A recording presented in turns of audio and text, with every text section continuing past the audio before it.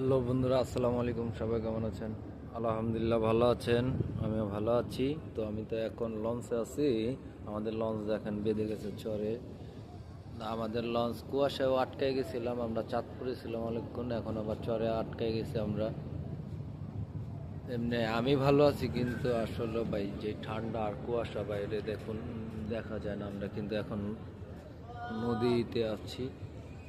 আর দেখুন লঞ্চটা বেঁধে গেছে কত সুন্দরভাবে। এই যে এটা তো আর আমরা পানিতে, আর এই যে বিশাল নদীর ভিতরে তার কেউ, আর এই যে দেখুন পানি মাপছে, সে মেপে মেপে মানে বলছে তার, আমরা যাকে বলি ধরেন ড্রাইভার, কেরানি বলি, বা এমনকি লঞ্চ চালক বলি তাকে।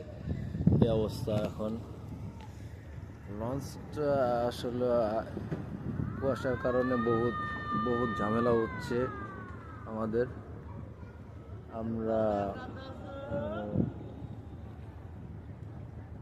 এই সমস্যার ভিতরে আছি নদীতে।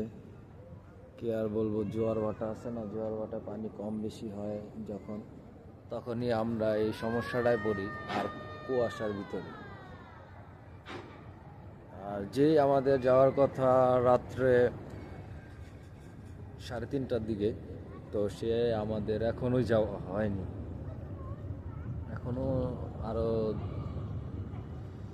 2-3 ঘন্টা লাগবে। এই অবস্থা, কি আর বলবো, কপালই খারাপ আমাদের। আমাদের জন্য দোয়া করবেন যেন তাড়াতাড়ি বাড়িতে পৌঁছাইতে পারি। ছুটি নিয়ে আসছি অল্প। এই যে দেখুন আর একটা লঞ্চ চলে আসছে অলরেডি।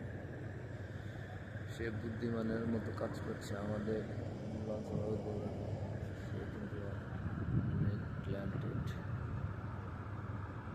সে কারণে মাঝখান দিয়ে যাচ্ছে।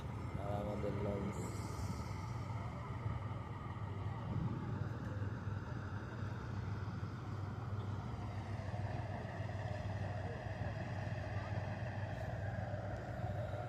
সে আবার ইশারা দিচ্ছে তাদেরকে যে এদিক দিয়ে আসেন, এদিক দিয়ে আসেন।